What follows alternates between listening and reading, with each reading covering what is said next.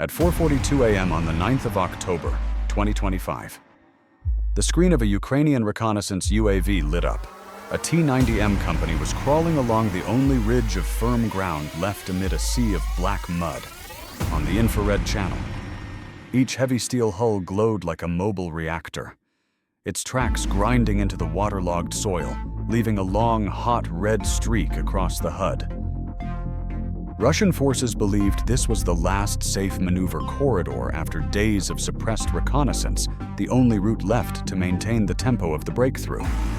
But in the UAV's view, every T-90M had already been coldly numbered, moving step by step straight into the kill box Ukraine had pre-programmed. In under 15 minutes, this ridge would no longer be a safe lane, but a fixed armor-grinding field. At dawn on the 9th of October, 2025, along a frontline segment over 10 kilometers in eastern Ukraine, both sides' intelligence assessed that Russia would push an armored maneuver spearhead to open a breakthrough for artillery and infantry behind it. With terrain eroded by days of rain, most maneuver axes had collapsed into deep mud, unable to support vehicles over 40 tons. On Russian maps, only one elevated berm still held enough firmness for T-90Ms, forcing the tank company to use this exact axis if they wanted to preserve breakthrough speed. Ukrainian reconnaissance saw the same thing. Russian mechanized density was funneling toward a single direction. Immediately, they reformatted the entire field. Engineers opened water channels from irrigation ditches, turning the fields on both sides into 40 to 60 centimeter mud traps, just enough so any heavy chassis he's touching them would lose traction. The central berm was left intact, becoming the mandatory path for the entire tank formation. On the C2 digital map, the area was divided into 200 to 300 meter blocks A1, A2, A3 to assign fire lanes. TM-62 mines were placed off-axis to shove vehicles off the firm ground instead of destroying them outright.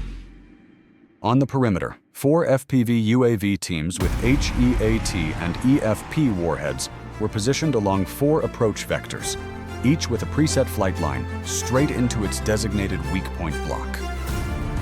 At 4:42, when the icon of the first T-90M crossed the edge of the kill box, the sensor network switched to continuous tracking mode. The FPVs powered on, holding their starting positions waiting for a single condition. The company had to penetrate a few hundred meters deeper into the narrow corridor before any fire was triggered. When the first tank of the T-90M company touched the kill box edge at around 4:50 a.m., no alarm sounded. On Ukraine's reconnaissance network, the only changes were scan frequency and resolution. The heat points were zoomed in, refresh rates thickened, as if someone were tightening the focus knob on a test monitor. From the UAV's steady altitude, the entire company stretched nearly 1 kilometer along the raised berm. Each T-90M spaced 30 to 50 meters apart, keeping a speed around 20 kilometers per hour, fast enough to maintain tempo, but not enough to escape whatever waited ahead. On the electro-optical/thermal channel, each tank appeared as 3 stable bright zones: the engine block, the track assembly, and the rear section. Software automatically assigned cold IDs. T-90M1, 2, 3, drifting evenly through kill box sectors marked A1, A2, A3 on the digital map. They were merely a sequence of icons following their route. No sector was awakened, no fire mission triggered. To the crews inside, everything was normal. Ahead lay the only dry stretch of berm. To both sides, the black waterlogged fields reflecting the dim sky, looking identical to any post-rain track along the front. But in the data layer, the terrain began to speak before any crew sensed it. Ground brightness and contrast sensors reported continuous dark patches ahead. Rising moisture reduced surface reflectivity, shifting gradually into deep gray on the HUD. The velocity vectors of the entire column shortened millimeter by millimeter between scans, a form of slow bind perceptible only to sensors. A support vehicle at the rear slipped slightly off the berm's edge, sinking into 40 to 50 centimeters of mud. There was no explosion, only a heat icon unexpectedly frozen amid the moving line. To avoid compressing the column, the vehicles behind simultaneously reduced speed, tightening the 30 to 50 meter gaps. their speed arrows overlapping on the map. From about 4:53, the company was still maneuvering, but its advance no longer flowed smoothly like when entering the kill box. When the third T-90M reached the boundary of Sector A4, where the ground ahead was carpeted with thick dark patches, Ukrainian sensors returned the same conclusion. The steel formation had fully stepped into the programmed mud zone, and the space for them to turn back was almost gone. Only a few minutes after the T-90M company pushed deep into the kill box. At about 5:05 a.m., the first changes arrived quietly. On the berm, the track marks began to sink deep. Each time the tracks compressed, the soil bulged, then collapsed, leaving grooves over 20 to 30 centimeters long. From inside the vehicles, it felt merely like driving on a post-rain surface. But on the digital map, the velocity vectors of the entire column were visibly shortening. The lead T-90M was the first to hit the softest ground. The crew throttled up to keep tempo. The tracks spun fast, but the hull only crept forward a few meters before stopping. Beneath it, nearly half a meter of mud wrapped around the 50-ton steel frame. On the UAV feed, the lead vehicle's icon shifted to a stationary status right at the center of the kill box grid. The second vehicle, about 40 meters behind, braked hard to avoid ramming the lead tank. The sudden stop caused the soil under its tracks to collapse further, forming a shallow longitudinal pit. When the crew tried steering toward the dry edge to break free, one track slipped off the berm into the field, tilting the hull slightly and losing mobility as well. A support vehicle farther back attempted to accelerate and climb the remaining firm edge of the berm. But drifting just half a hull width off the hard surface caused its outer track to hit the waterlogged field. The multi-ton steel mass was held in place, becoming a blocking point. Mid-column, a tank rolled over an off-axis TM-62 mine. The blast didn't destroy the hull, but it dropped a section of track and pulled the vehicle off the main path. Its diagonal orientation consumed nearly the full width of the berm, blocking any vehicle attempting to pass. By about 5:20 a.m., 1/3 of the company had shifted from maneuvering to a full halt, the lead tank. The second, the support vehicle behind, and the mine-struck one mid-column. The remaining vehicles had to slow down, compressing the 30 to 50 meter gaps on the C2 display, their icons crowded together. A volley of artillery fell on the corridor segment behind them, not to hit the stuck vehicles, but to lock down the approach route. The berm was now sealed at both ends by mud and indirect fire, turning the middle stretch into a bottleneck where most of the T-90M company had lost nearly all kinetic momentum, while the vehicles ahead could no longer self-extract from their positions inside the kill box. By about 5:30 a.m., the forward line of T-90Ms had nearly come to a complete standstill in the mud. Overhead, the reconnaissance UAV held steady altitude, displaying a chain of steel hulls stretching almost 1 kilometer, exactly the axis along which the FPV strike lanes had been preset. From the four edges of the kill box, more than 20 FPV drones carrying HEAT or EFP warheads simultaneously powered on. They launched from tree lines, ditch banks, low thatched roofs, positions that would appear as mere background details in satellite imagery. After liftoff, the drones dropped to an altitude of 5 to 10 meters, skimmed low over the fields, then accelerated to nearly 100 kilometers per hour, rising only in the final few hundred meters to lock onto targets through analog cameras. The northern group aimed for the command T-90M, the only one still transmitting a stable signal from its R168 communications module, as the drone raised its angle. The turret with its Contact 5 ERA tiles across the top came clearly into view through the camera. At the final distance, the FPV held a straight line into the V-92S2F engine compartment. The frame shook violently, then went dark on the reconnaissance UAV. The T-01K-01 heat zone of the command tank dropped rapidly, indicating total engine shutdown. From the east, another FPV followed a long irrigation ditch for several hundred meters before cutting in toward the tank, whose hull was tilted from the track sinkage. The strike onto the upper turret surface, right at the PNMT sighting module cluster, produced a brief flash, enough to lock the turret in place as if mechanically jammed.